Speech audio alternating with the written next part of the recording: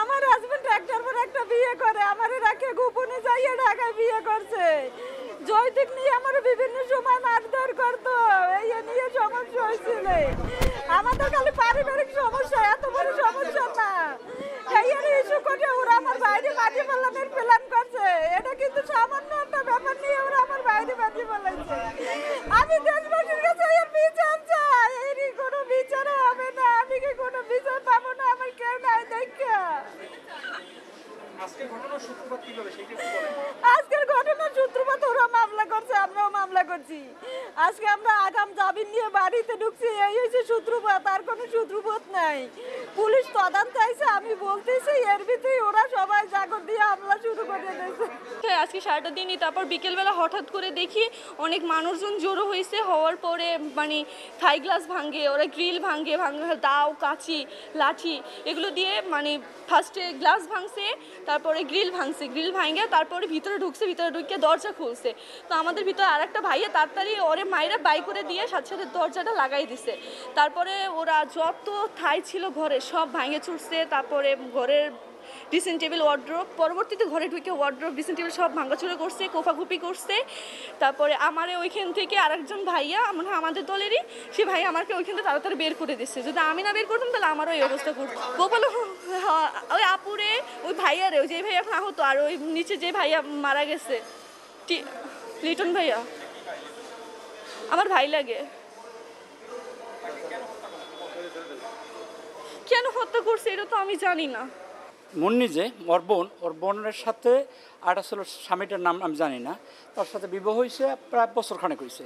তো মাঝখানে ভালো হয়েছিল, 1 মাস আগে এরকম শুনছি যে ওই ছেলে আবার নতুন এক বিবাহ করছে, ঢাকা বা কোনো এক জায়গায় রয়েছে। তো ফোনের পরে আসছে, এদের মধ্যে আসার পরে একটা নিজেদের মধ্যে পারিবারিক দ্বন্দ্ব, যে স্বামী স্ত্রী যা হয়, এরপরে উভয় পক্ষ মামলা হয়েছে। মামলার পরে আজকে শুনলাম যে ওরা জামিন করিয়ে বাড়িতে গেছে পর তাদের উপরে আক্রমণ করেছে। এই লিটু শুনছি আমি মারা গেছে, দেখিও নাই, শোনা কথা আর কি। আর মুন্নির হাসপাতাল দেখছি, এবং তার ভাই লিটু সুমন, সে হাসপাতাল দেখছি ভর্তি, এবং শুনছি যে তার মা আহত, কিন্তু তার খবর পাওয়া যাচ্ছে না এখন পর্যন্ত। বান্ডেল থাকলে প্রতি সেনমানিতে টাকা বাঁচবে। বিকাশ সেনমানি বান্ডেল কিনে জিতুন প্রতি লেনদেনে। এইটা কাশীপুর বিল্লাবাড়ি এলাকায় জনৈকা মুন্নি এবং জনৈক জাকির, হাজব্যান্ড ওয়াইফ। তো হাজব্যান্ড ওয়াইফের ভিতরে দীর্ঘদিন যাবৎ পারিবারিক দ্বন্দ্ব চলে আসছে। তো মাঝে মাঝে ঝগড়া বিবাদ হয়। গত 27 তারিখে উভয় পক্ষের ভিতরে মারামারি হয়, এবং উভয় পক্ষের পক্ষ থেকেই গতকালকে এয়ারপোর্ট থানায় মামলা হয়। তো মামলার প্রেক্ষিতে আজকে মুন্নির ভাই লিটু সহ মুন্নির আদালত থেকে জামিন নিয়ে এলাকায় যায়। এলাকায় গিয়ে যে অপরপক্ষ জাকির, তাদের উপরে ক্ষিপ্ত হয় এবং মারমুখী আচরণ করে। মারমুখী আচরণ করার কারণে জাকিরের লোকজন মারমুখী হয়, যার প্রেক্ষিতে আজকের এই ঘটনা। তো এলাকায় আমরা ছিলাম পরিস্থিতি নিয়ন্ত্রণে, আর আমরা 5-7 জনকে আপাতত হেফাজতে নিয়ে আসছি।